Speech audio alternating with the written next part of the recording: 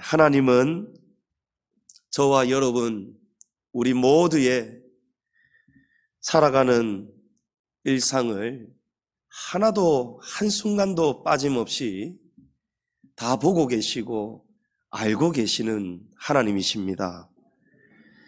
하나님은 우리가 말하기도 전에 우리가 무슨 말을 할지도 하나님은 다 알고 계십니다. 잠언 21장에 보면 여호와는 우리 모든 인생들의 마음을 감찰하시는 분이다 라고 합니다. 하나님 우리의 마음까지 다 알고 계시는 거예요. 우리가 읽지는 않았지만 오늘 139편 16절에 보면 다윗이 이렇게 고백합니다. 내 형질이 이루어지기 전에 주의 눈이 보셨으며 나를 위하여 정한 날이 하루도 되기 전에 주의 책에 다 기록이 되었나이다. 다윗이 어머니의 모태에 착상이 되기도 전에, 형질이 생기기도 전에 하나님은 이미 다윗을 눈으로 보셨다는 것입니다. 그리고 그 다윗의 이름을 하나님은 이미 다 아시고 하나님의 그 책에 다 기록을 하셨다는 거예요. 여러분 믿으십니까? 그분이 바로 전지하시고 전능하신 우리 하나님이십니다. 하나님의 능력과 지혜는 너무도 크고 깊고 넓어서 아무리 똑똑한 박사라도요, 우리 인간의 상식으로 또 우리 인간이 아무리 이해할 수 있는 능력이 뛰어나다 할지라도 하나님의 그 크고 높고 넓으신 그 능력을 우리가 다 알 길이 없는 것입니다. 다윗은 그런 능력의 하나님은 나를 살피시는 분입니다. 하나님은 나를 너무 잘 아시는 분입니다. 감찰하시는 분입니다. 이렇게 고백을 하고 있습니다. 다윗은 참으로 그의 삶에 생각지도 못하고 뜻하지도 못했던 황망한 일들을 종종 겪었던 사람입니다. 어느 날 어제까지 평안했는데 갑자기 사울 왕에게 시기와 미움을 받으면서 다윗이 대역죄인이 되죠. 그래서 사울이 죽이려고 합니다. 병사들이 다윗을 잡으려고 사방팔방에서 쫓아옵니다. 다윗이 기약도 없이 부모께 인사도 못 드리고 집도 떠나야 하는 거예요. 성전으로도 갈 수가 없고 집에 머물 수도 없고 손에 무기 하나 들지 못하고 정처 없이 살기 위해서 뛰어가는 거예요. 마실 물도 없고 먹을 양식도 없습니다. 한순간에 아무것도 없이 다 잃어버렸어요. 목숨이 위태롭습니다. 다윗이 몸을 숨기고 낮추면서 겨우 노비라는 곳으로 찾아가지요. 노베에서 한 제사장 아히멜렉에게 겨우 사정을 하여서 떡을 얻습니다. 그때까지 다윗이 먹지 못한 거예요. 겨우 떡을 얻어먹고 떠났더니 사울 왕이 이 사실을 알고 다윗을 노베에 있는 제사장이 도와주었다는 사실을 알고는 사울이 어떻게 합니까? 군사들을 보내가지고 노베에 있는 제사장들을 모조리 다 죽여버립니다. 다윗이 그 소식을 듣고 얼마나 또 미안하고 놀랍고 충격을 받았겠습니까? 내가 조금 더 참을 것을, 가지 말 것을, 떡 한 덩이 너무 배고파서 얻어먹는 바람에 이 아히멜렉뿐만이 아니고 노베에 있는 제사장이라는 제사장들은 다 죽임을 당해버리는, 다윗이 얼마나 미안하면서도 또 얼마나 그런 현실을 보면서 끔찍하고 잔인한 현실을 보면서 얼마나 위태로움을 느꼈겠습니까? 얼마나 두려웠겠습니까? 그때 다윗이 동굴에 숨어서 기도하여 지은 시가 바로 시편 142편이에요. 다윗이 이제 만날 사람이 없습니다. 잘못 만났다가는 그 사람이 또 죽는 거예요. 다윗이 찾아갈 곳이 없습니다. 이제 어디에도 다윗이 도움받을 곳이 없는 거예요. 그때에 시커먼 음침한 동굴에 숨어서 또 돌아서서 굶주려서 배고픔을 참으면서 다윗이 142편을 기록을 하였는데, 거기에 보면 다윗이 이렇게 고백하는 거예요. 내 영이 내 속에서 상할 때에도 주께서 내 길을 아셨습니다 라고 고백하는 거예요. 다윗이 사방팔방이 다 막혀버리고요, 어디에서도 누구에게서도 아무 도움을 받을 수가 없는 그런 공경에 처해 있을 때, 그 시커먼 동굴 속에서 다윗이 이 믿음을 붙들고 이 믿음의 고백 속에서 다윗이 위로와 소망을 얻는 것입니다. 어떤 고백입니까? 여호와여, 아버지 하나님이여, 주님은 지금 나를 알고 계십니다. 여러분, 여기에서 위로를 얻은 거예요. 여러분, 하나님이 나를 알고 계시다는 거, 여러분, 이것이 위로라는 것을 아셔야 됩니다. 이것이 천지하고도 바꿀 수가 없는, 우리 성도만이 누릴 수가 있는 큰 복 중에 복 있는 성도임을 아셔야 되는 거예요. 여러분, 예수님 믿으면 복을 받습니다, 이 말도 맞는 말입니다만은, 여러분, 예수님을 믿으면 복을 받는 것이 아니고 예수님을 믿는 것이 이미 복 있는 자입니다. 예수님을 통해서 우리는 이미 복이 지금 이 속에 가득합니다.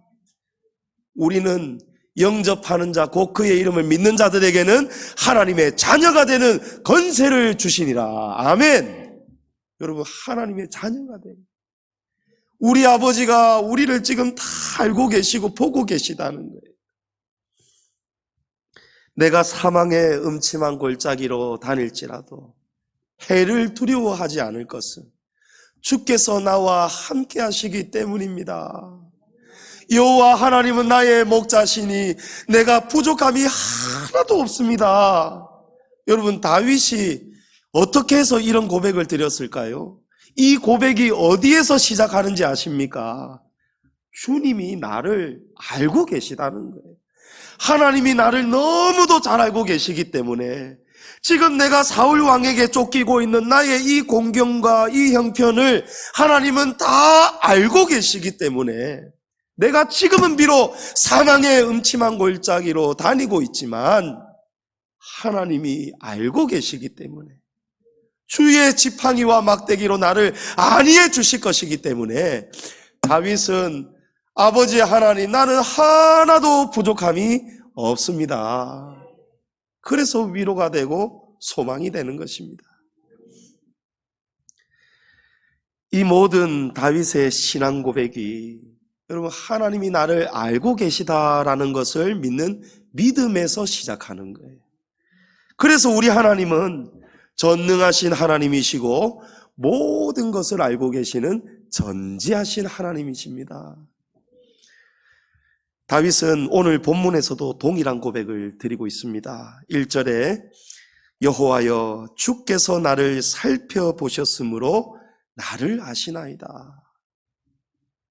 여기 살핀다라는 히브리어 원어의 뜻은요, 찾다, 조사하다, 이런 의미를 가지고 있어요. 하나님은 나를 살펴보셨으므로 나를 알고 계십니다. 하나님은 나를 항상 찾으시는 분이시기 때문에, 하나님은 항상 나를 자세하게 조사하고 계시는 분이기 때문에 하나님은 나를 너무 잘 아실 수밖에 없습니다. 이 고백을 다윗이 하는 거예요. 이것이 진리입니다. 어떻게 하나님이 어디까지 우리를 자세하게 조사하고 살피고 계시는가? 여러분, 2절에 보면요, 주께서 내가 앉고 일어섬을 아시고 멀리서도 나의 생각을 밝히 아시오며.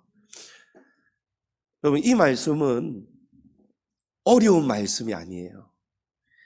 사람이 안고 일어서는 동작은 사람이 살아있는 사람이라면 누구든지 하루 종일 뿐만이 아니고 한평생 동안, 어제도 오늘도 내일도, 여러분 오늘도 지금 앉아 계시잖아요.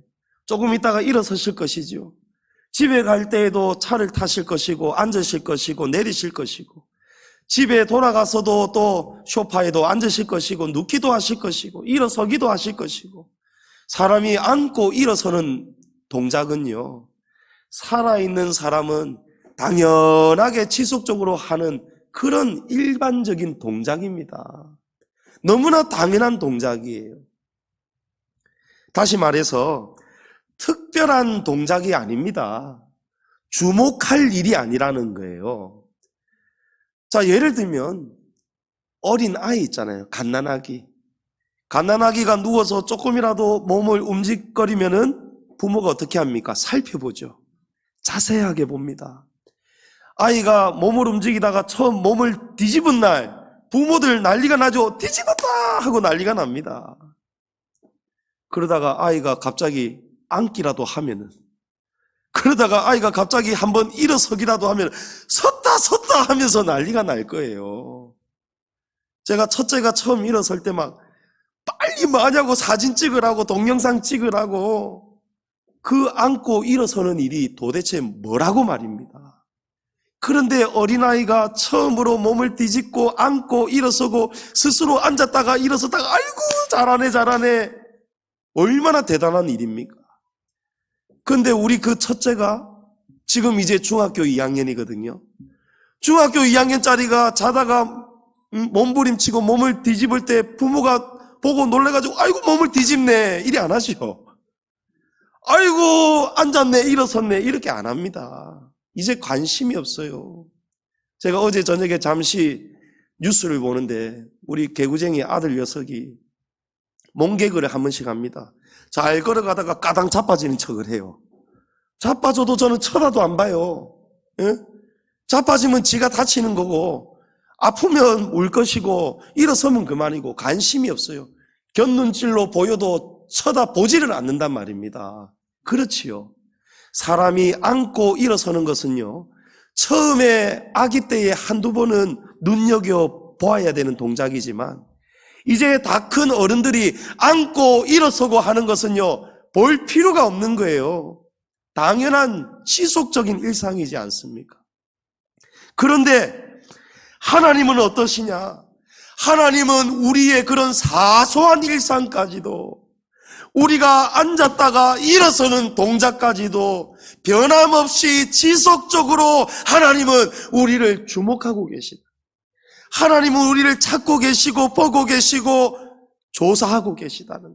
아이고 우리 사랑하는 아무개 성도, 아이고 지금 앉았구나, 일어섰구나, 지금 그 말씀인 거예요. 하나님이 그만큼 우리를 자세하게 한순간도 놓치지 않고 보고 계시다는 거예요. 또 이어지는 말씀에 멀리서도 나의 생각을 밝히 아시오며. 여러분 하나님은 멀리서도요. 여러분 여기 멀다는 것은요, 그냥 조금 먼 것이 아니고 아주 멀리, 우주만큼 멀리, 그런 멀리예요. 하나님이 우주보다도 훨씬 먼 곳에 계셔서도 하나님은 우리의 생각을 밝히 아신다는 거예요. 환하게 다 알고 계시다는 거예요. 무슨 말씀입니까? 하나님은 무소부재하시다는, 계시지 않는 곳이 없어요. 우리의 마음속에도 계시고요, 어디에도 다 계시는 거예요. 그래서 하나님은 저와 여러분을 너무 잘 알고 계시는 거예요. 그래서 이런 하나님을 항상 의식하고 살아가는 성도가 복이 있습니다. 이런 하나님을 알고 살아갈 때 하나님은 또 얼마나 기뻐하시겠습니까? 내가 옆에 있는데 늘 지켜보고 있고 함께 동행하고 있는데 우리는 하나님을 보지를 않습니다. 인정하지를 않습니다. 항상 하나님을 모시지를 않습니다. 내가 사는 거예요. 내가 생각하고 내가 가고 싶은 대로 가고 기도하지 않고 내가 결정해버리고 여러분, 하나님이 항시도 쉬지 않고 우리의 안고 일어서는 것을 보고 계시고, 멀리서도 시공간을 초월하시면서도 우리를 다 보고 계시는데 얼마나 우리가 생각해 본다면 서운하시지 않겠느냐는 거예요. 그래서 어떤 분은 화장실 갈 때에도 화장실에 앉았는데 뭘 맛있는 걸 잔뜩 드셨는지, 아이고 막 이 밑에서 막 냄새가 심하게 올라오는 거예요. 아이고 주님 지독한데 죄송합니다. 주님 죄송합니다. 화장실에도 주님이 계시기 때문에, 지금 주님이 나의 악고 일어섬을 다 알고 계시기 때문에 여러분, 그런 의식을 가지고 믿음 생활 하시기를 축복합니다. 하나님 나를 너무 잘 알고 계시다는 거예요. 하나님은 다윗뿐만이 아니죠. 저와 여러분의 모든 형편을 다 알고 계세요. 우리 성도들의 가정들의 형편, 우리 각 개인의 질병, 건강의 문제, 경제적인 문제, 가정 안의 자녀들 문제, 장래 문제, 취업, 직장 문제, 결혼 문제, 모든 문제를 하나님은 자세하게 지금도 조사 다 하셨고 알고 계시다는 것을 믿으셔야 됩니다. 지금 나라도 사회도 경제도 여기저기 정말 힘들다고 아우성이죠.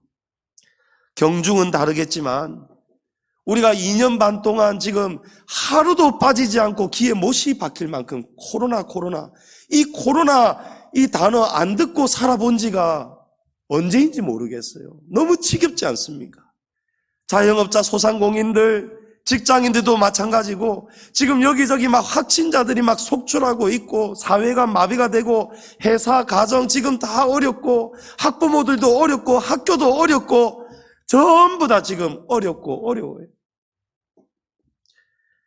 그런데 이 일을요, 나라님도 해결을 못합니다. 나란 일을 도맡아 보겠다고 제일 내로라는 사람들, 똑똑한 사람들이 모여있는 정치인들도 이 문제를 손을 못 대지 않습니까? 질병관리청에서도 손을 못 댑니다.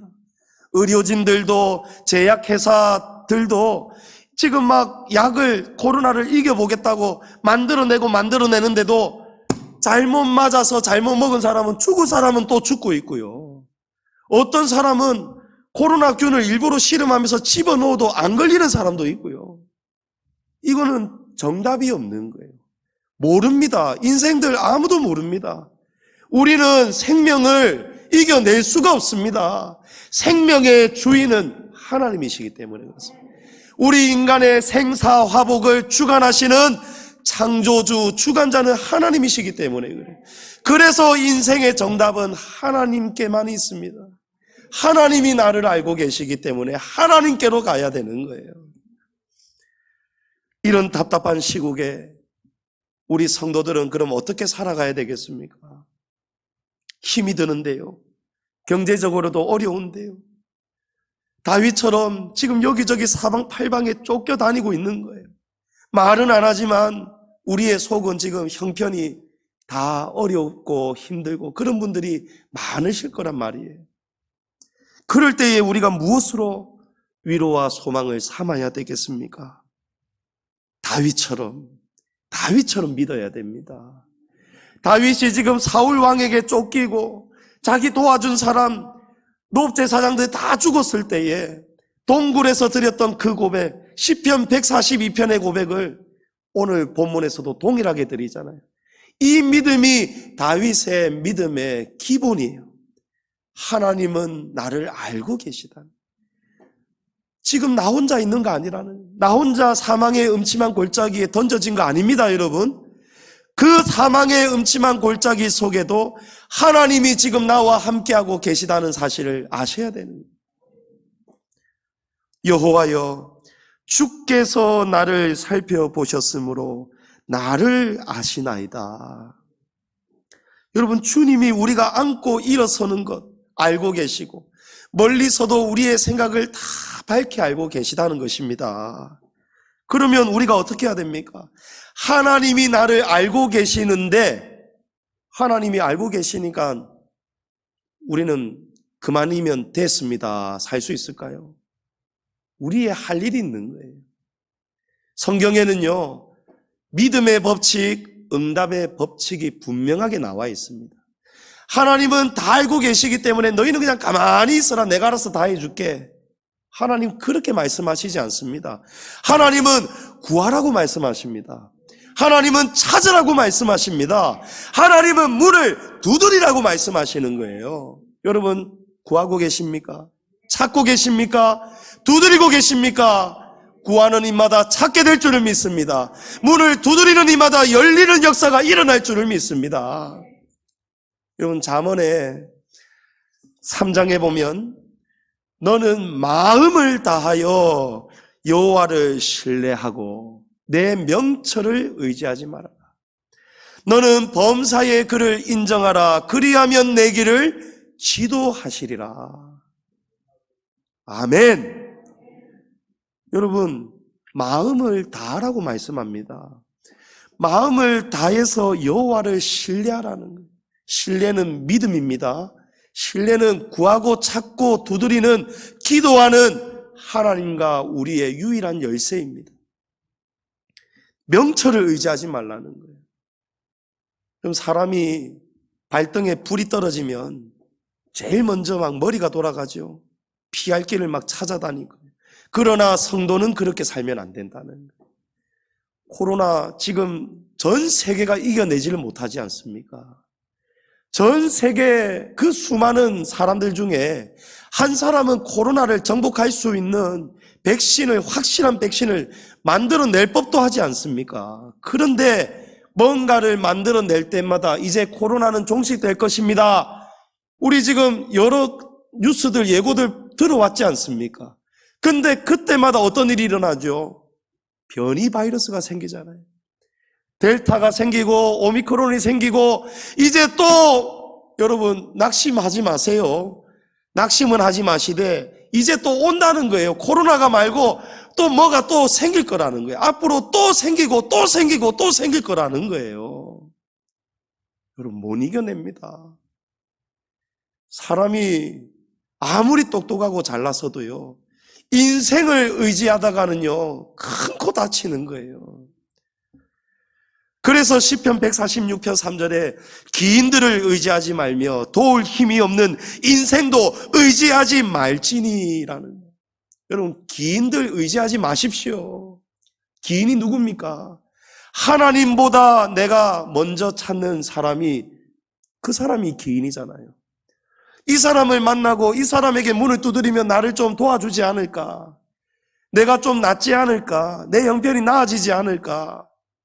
여러분, 전부 다 사람을 쫓아다니면서 구하고 찾고 두드린단 말이에요. 그러면 거꾸로 사는 것입니다. 그러면 그 인생은 변화가 없어요. 만족이 없어요. 위로가 없어요. 소망이 없습니다. 범사의 그를 인정하라. 그리하면 내 길을 지도하시리라. 여러분, 기도하라는 말씀이죠. 쉬지 말고 기도하라. 범사의 그를 인정하라. 똑같은 말입니다. 여러분, 하나님께 구하고 찾고 두드리세요. 그러면 하나님이 지도해 주신다는 거예요. 지난 수요일에 시찰 모임이 있었습니다. 이제 다음 달 노회를 앞두고 각 교회 형편을 보고를 해야 됩니다. 어려운 교회는 없는지, 감사한 일, 또 귀한 좋은 일은 없는지 우리 시찰에 있는 10몇 개 교회가 모여서 시찰 모임을 지난 수요일에 가졌어요. 근데 제가 몸이 밖으로 나갈 수가 없으니까 참석을 못 하잖아요. 그래서 서기 목사님께 사정을 말씀드리고, 그러면 목사님, 그 전도사님을 통해서라도 교회에 제출해야 되는 1년 결산 서류하고 교세 보고서하고 또 교회의 근황 보고서, 이거를 좀 서류만이라도 좀 시차례로 제출해 달라. 그래서 우리 인전도사님이 제 문 앞에 와서 이제 서류를 가지고 낸 거예요. 그리고 이제 제 소식을 들었으니까 또 저를 또 사랑해 주시고 아껴 주시는 선배 목사님들이 이제 전화가 오는 거예요. 그 통화를 하면서 우리 교회에 대해서 이런 이야기를 한다는 거예요. 아이고 목사님, 그래도 양지중앙교회는 정말 위기에 강한 교회네요. 할렐루야. 그런 말씀을 한단 말이에요. 아이고, 어인 말씀을요. 아이고 목사님, 지금 교회들이 다 줄고 지금 그런 시국이다. 신도수도 줄고 모이는 수도 줄고 그런 수가 줄다 보니까 헌금도 줄고 재정도 줄고, 그러니까 재직회가 열릴 때마다 이만 은혜가 다 깨어져 버린다는 거예요. 전부 다 이것도 더 줄이자, 저것도 더 줄이자. 선교비도 줄이고 구제비도 줄이고 전도비도 줄이고 모든 것 다 더 줄이자. 어떻게 하면 더 줄일까? 어떻게 하면 더 긴축 재정을 할까? 거기에 막 혈안이 눈에 막 불을 켜고, 그러면서 언성도 높아지기도 하고, 예배 다 드리고 나서 회의하는데도 예배 드렸을 때의 그 성도의 모습은 온데간데요. 전부 다 현실만 보는 거예요. 어렵다는 거예요. 힘들다는 거예요. 지금 자꾸 줄어가는데 대책을 내놔야 되지 않겠느냐 이러는 거예요. 여러분, 이게 전부 다 필요하지 않은 일은 아니지만, 그러나 이것은 교회가 성도들이 믿음으로 사는 모습이 아닙니다. 여러분, 우리 교회는 결산은 있지만 예산이 없지 않습니까? 계획을 세우지 않잖아요. 그렇다고 아무 생각 없이 살아가는 차원이 아니죠. 왜 예산을 없앴느냐? 전도비 올해는 1,000만 원, 선교 지원 올해는 1,000만 원, 예를 든다면 여러분, 사람이 전부 다 예산을, 계획을 딱 세워버립니다. 그러면 이게 도표화가 딱 되어버리면요, 재직회 공동의회 결산할 때마다 헌금은 적게 들어오고 집행은 몇 프로가 되었고, 이걸 가지고 옥신각신 해버린단 말이에요. 선교비 1,000만 원인데 왜 1,100만 원이 되었느냐, 이러면 100만 원이 오버 됐는데 이거 가지고 문제를 삼는단 말이에요. 여러분, 이게 어떻게 믿음이라 할 수 있겠습니까? 우리 하나님이 그런 하나님이 아니시지 않습니까? 하나님이 하라고 하시면은 1,000만 원이 아니고 2,000만 원, 3,000만 원도 해야죠. 하나님이 하라고 하시면 해야 될 거 아닙니까? 하나님이 하지 말라고 하시면은 하고 싶어도 하지 말아야 될 거 아니에요. 예산을 세웠는데요, 교회도 별반 다를 게 없더라고. 예산이 남았는데도 그거 억지로 다 소비해버리는 거, 여러분, 그건 교회가 아닙니다. 하나님의 교회는요, 주님이 기뻐하시는 곳에 온 힘을 모아서 거기에 쏟아 부어야 되지 않겠습니까? 그래서 우리는 결산을 하는 거예요. 예산은 어디에 맡깁니까? 하나님께 맡기는 거예요. 하나님이 사인을 다 주십니다. 하나님이 우리의 안고 일어서는 것 멀리서도 생각 다 알고 계시고, 하나님이 꿈과 계시와 환상으로, 말씀으로, 감동으로 하나님은 우리에게 길을 지도하고 계시는 거예요. 범사의 그를 인정하라. 그리하면 내 길을 지도하시리라. 하나님의 지도를 받아야 되는 거예요. 그래서 재직회 이걸 다 보는데, 임원들이 살피는데 전부 다 재정이 다 줄었는데, 양지중앙교회는 교세 보고서를 보고 결산 보고서를 봤더니, 교세는 지금 비슷하거나 오히려 조금 줄은 듯한데도 재정은 어떻게 양지중앙교회에 이럴 수가 있느냐는 거예요. 어떻게 이 정도의 교세에서 이 정도의 결산이 나올 수 있느냐는 거예요. 신기하고 놀랐다는 거예요. 정말 양지중앙교회는 고난도 많은 교회였는데, 고난이 많았던 만큼 하나님의 도우시는 힘과 도움의 역사도 정말 위대하고 강한 교회다. 위기에 강한 교회입니다 라는 거예요. 저와 여러분은 정답을 알고 있죠.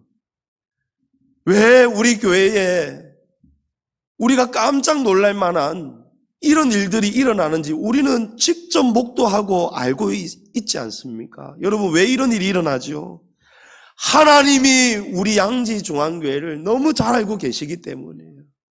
하나님이 우리가 눈물로 부르짖는 기도를 다 들으셨기 때문입니다. 하나님께 우리가 기도하고 울어왔기 때문이에요. 시험이 오고 고난이 끊이지 않을 때마다, 그때마다 기도하지 않을 수가 없었습니다. 어려울 때예요. 정말 발등에 불이 떨어지는데요. 시험을 못 이겨서 떠나가는 성도들도 있고, 사단이 막 교회를 여기저기 흔들려고 막 하는 그런 현상들이 주의 종의 눈에 보이기 시작할 때 이거 싸워야 된단 말이에요. 그런데 내 힘으로는 이길 수가 없단 말이에요. 골리앗을, 저 대적을, 아말렉을 이길 수가 없단 말이에요. 여러분 어떻게 해야 되겠습니까? 믿음으로 다윗처럼 나가야 되지 않겠습니까? 물맷돌 돌멩이 들고서라도 다윗처럼 나가야 되지 않겠습니까? 여호와의 이름의 능력이 있지 않습니까? 저 지금 뒷자리에서 제가 새벽 기도마다 기도하다가 도저히 안 되겠어요. 앉아서 기도해서는 안 되겠어요. 여러분 그런 느낌이 올 때가 있잖아요. 더 간절하게 기도해야겠다.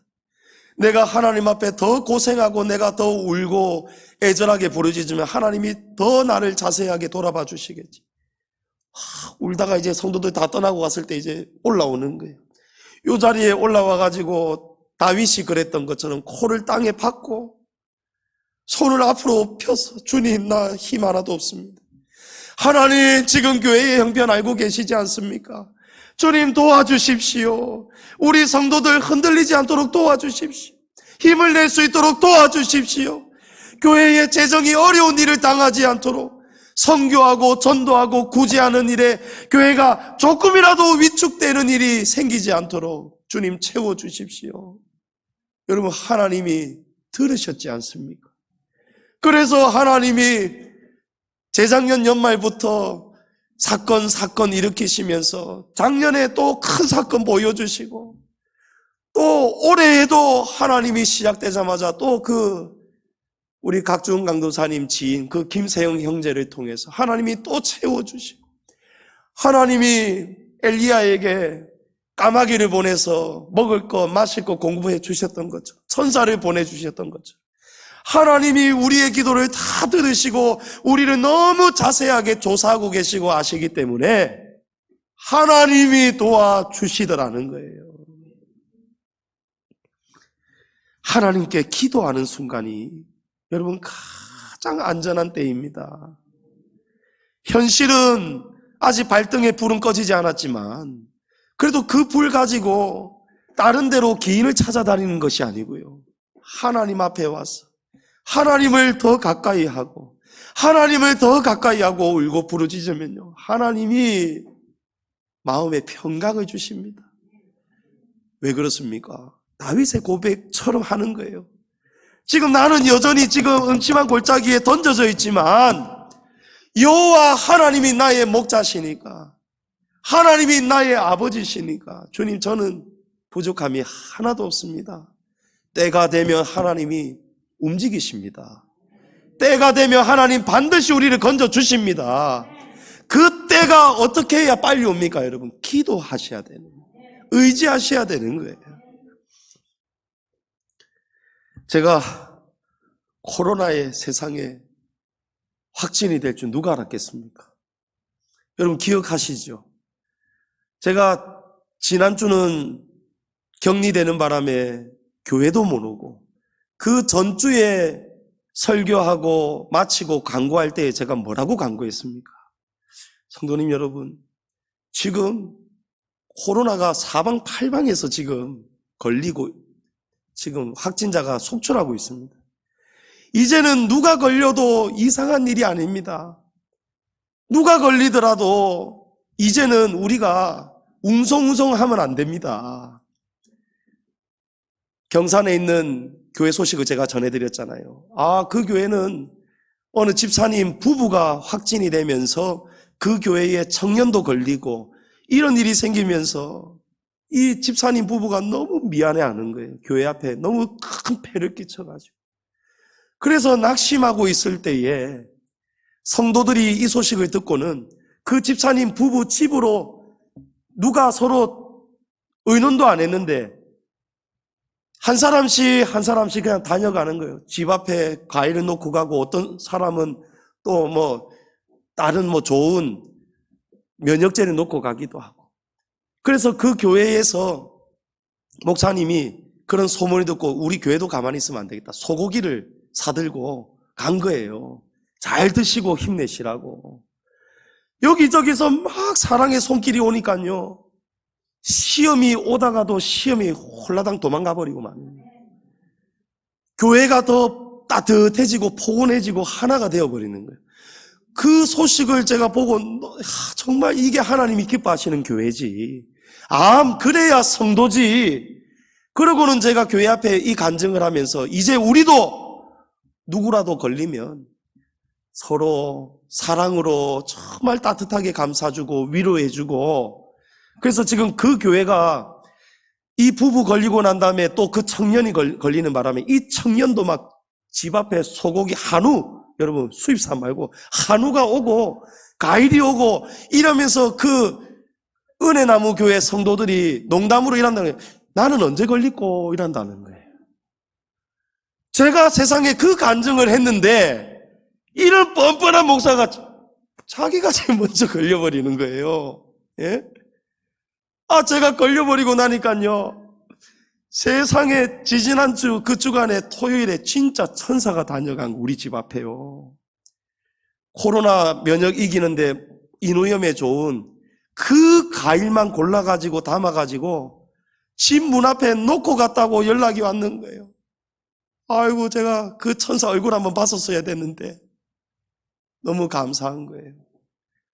너무 맛있게 잘 먹고요, 먹으면서 막 눈물이 나고요, 하나님 사랑이 느껴지고요, 이 집까지 찾아왔다가 가는 그 성도의 모습이 그려지고요. 또 그러고 났더니 요즘 천사는 온라인으로도 다니는 거예요. 온라인으로도 소고기가 한 세트가 또 온라인으로 날라오는. 그러고 났더니 또 그날 밤에 우리 김승남 장로님께서 우리 성도들의 남녀 전도의 회비로 다 십실반 다 모아가지고 또 한우를 또 들고 온 거예요. 여러분, 제가 잘 먹고 잘 살았습니다. 제가 제일 먼저 걸려버렸단 말이에요. 그런데 걸려버렸는데요, 그 다음날 오명희 전도사님이 남편이 확진이 됐는데 저도 걸렸는지 안 걸렸는지 모르겠지만 검사를 지금 하고 왔습니다. 그러고는 연락이 왔는데, 목사님 저도 걸려버렸습니다. 내가 할 말이 없는 거예요. 내가 걸려버렸는데. 오명희 전도사님이 만약에 제일 먼저 대표로 걸렸다, 우리 성도들 그럴 분 안 계시겠지만 본인으로서는 얼마나 미안했겠어요. 그런데 세상에 이 양지중앙교회 담임 목사가 좀 더 조심하지 못하고 먼저 걸렸으니 오 전도사님이 목소리가 얼마나 밝은지 몰라요. 목사님 저 걸려버렸어요. 속으로 분명히 이러고, 목사님도 걸렸는데 나라도 안 걸릴 수 있겠느냐, 이 말 아니겠어요. 마음이 편안한 거예요. 여러분, 제가 하나님, 제가 왜 갑자기 이렇게 걸려버렸을까요? 교회에 지금 폐를 끼치게 되었습니다. 막 걱정하고 이러는데요, 돌아보니까요, 지나고 보니까요, 제가 이제는 웬만하면 안 걸릴 수가 없겠더라고요. 집집마다 제가 아는 정말 제 가까운 주변에 있는 목사님들 가정, 교회 전부 다 지금 다 걸린다고 난립니다. 지금 다 난리예요. 근데 저는 이제 3차까지 맞았는데 걸렸다가 나왔으니 정말 이제 항체가, 제일 정확한 항체가 생겼어요. 이제 하나님이 중간에 또 급한 또 중간 일들 중에 제가 걸리면 안 되니까 제일 먼저 걸려가지고 제일 먼저 졸업시키고, 그리고 이제 우리 성도들을 이제 제가 돌봐야 되는 거예요. 걸리기만 하십시오. 제가 이제 소고기를 들고 이제 제가 이제 다닐 수가 있으니까. 우리 김승남 장로님 지금 또 확진이 되셔가지고 가족들, 아들 우리 재경이하고 재민이도 지금 같이 걸려버렸어요, 다. 근데 누가 먼저 어디서 걸렸는지 아무도 몰라요. 조사할 필요도 없고요, 하나님만 알고 계시는 거예요. 그래서 또 저는 아직 못 빠져나오니까 백규 장로님이 또 교회를 대신해서 소고기를 또 사들고 가시고, 그러니까 김승남 장로님이 본인도 먼저 저한테 소고기를 가져다 주신 분인데도 또 본인이 이제 또 받으시니까 그 사랑과 위로를 너무 장로님도 감사해 하시는 거예요. 여러분, 교회가 어떻게 되었습니까? 실제로 정말 그렇습니다. 목사나 또 중직자나 누가 코로나 걸려가지고 교회에 또 폐를 끼치고 이래가지고 교회가 막 웅성웅성거리고 시험이 들고 교회 화평이 깨지는 그런 교회 여러분 있습니다. 내가 들어서 알고 있습니다. 그런데 우리 교회 지금 어떻습니까, 여러분? 지금 꿀이 잔뜩 흐르잖아요. 예? 여러분, 하나님이 교회를 더 따뜻하게 만들어 주셨어요. 여러분, 누가 알았겠습니까? 제가 먼저 걸릴 줄 저도 몰랐는데 누가 알았겠습니까? 그러고도 나는 그런 광고를 해버렸어요, 여러분. 그 광고가 얼마나 필요한 사전 예고 안전장치였습니까? 하나님이 아시고 세상에 제게 그런 감동을 주셔가지고 제가 그 광고를 한 거예요. 가만 돌아보았더니 하나님은 제가 이제 며칠 있으면 걸릴 줄을 아시고 우리 성도들 단둘이하고 안심시키고 우리 성도님들 전부 다 사랑을 나눌 준비를 다 하고 계셨잖아요. 예? 아이고, 또 어느 집사님 전화가 오셨는데요. 평소에 한 번도 저한테 전화하실 일이 잘 없으신 집사님인데 전화가 오셨는데 얼마나 제가 반갑고 감동이 되고 기쁜지 막 힘이 막 솟는 거예요. 여러분, 담임 목사가 코로나 한번 걸리니까요. 신방 안 오던 집사님 전화도 목사님에게 신방 전화가 오고요. 서고기가 날라오고요. 천사를 보내시고 우리 성도들 다 같은 마음이셨을 거예요. 혹시 아이고 나는 전화 못했는데 나는 목사님 집 앞에 여러분 그런 생각할 필요가 없어요. 여러분 마음 다 동일한 마음인 거 하나님이 아시고 다 알고 계시는. 중요한 것은 이거예요. 교회가 따뜻해졌다는 거예요. 누구 한 사람도 원망 불평하지 않고 서로를 보듬어주고 사랑하고 교제가 넘치는 그런 교회를 하나님이 기뻐하십니다. 여러분, 그래서 아무 걱정할 필요가 없어요. 하나님은 다 알고 계시기 때문에 적재적소에 피할 길을 열어주시고 예고해 주시고 막아주시고 도와주시고 힘이 되어주시니 여호와는 나의 목자시니 내가 부족함이 없습니다. 여러분, 걱정할 일, 염려할 일 없으면 좋기야 좋겠지요. 그러나 아무 고난도 없고 병도 없는 것만이 만사형통이 아니었습니다. 교회가 당하는 고난과 시험과 질병과 역경과 환난 속에서 하나님은 교회를 하나 되게 하십니다. 베드로가 헤롯 왕에게 잡혀서 야고보 사도는 이미 죽었고 그 다음날 베드로 사도 이제 목을 베려고 준비하고 있을 때에 그때 교회는 어떻게 하고 있었습니까? 성도들 한 사람도 안 떠나고 밤이 새도록 기도하고 있었어요. 그 기도를 들으시고 하나님이 그 밤에 베드로 사도의 옥문을 열어주시지 않습니까? 여러분, 베드로가 죽을 위기가 찾아온 것, 이것은 하나님의 또 하나의 사랑이었습니다. 하나님은 알고 계셨어요. 교회를 하나 되게 하시고 교회의 기도를 들으시고 하나님은 베드로를 풀어주실 것을 하나님은 알고 계셨어요. 그래서 하나님은 우리의 반석이십니다. 우리가 그 하나님 위에 서야 요동하지 않습니다. 흔들리지 않습니다. 여러분, 하나님이 모든 것을 다 알고 계시기 때문에 우리는 걱정하고 염려하고 흔들릴 필요가 없습니다. 하나님은 모든 것을 합력해서 결국에는 선을 이루시는 분이에요. 그럼 제가 양지중앙교회 다시 부임하기 전에 원로 목사님께서 먼저 금식해야 된다. 결단하고 와야 된다. 그때 청도 동산기도원에 제가 금식을 하러 가야 되는데 그때 제가 여러분 들으셨다시피 그때 이 치료받고 있었거든요. 신경치료. 굉장히 아플 때였어요. 그래서 경산에 치과하시는 우리 그 형수님 병원에 가서 마지막 치료를 받고 형수님이 이거 약 먹어야 될 텐데 지금 다 쑤셔 나가지고 굉장히 아플 텐데 이거 약 먹어야 될 텐데요 이러는 거예요. 제가 견디는 데까지 견뎌보게요. 왜냐하면 제가 금식하러 갈 걸 아시기 때문에. 금식을 하려면 약을 못 먹잖아요. 그래 갔는데 아파 온단 말이에요. 이거 안 아프려면 해결하려면 약을 먹으면 되는데 그러려면 금식을 깨버려야 된단 말이에요. 중단해야 된다. 숙소에서 막 떼굴떼굴 구르다가 안 낫는 거예요. 성전으로 달려갈 수밖에 없어요.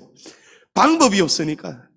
양지중앙교회로 부임해서 하나님께 잘 보이려면 내가 이 금식기도 하나님 앞에 잘 드려야 될 텐데 그걸 포기할 수가 없단 말이에요.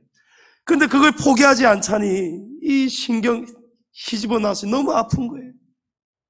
성전에 달려가서 엎드려서 막 펑펑 하나님 아파 죽겠습니다.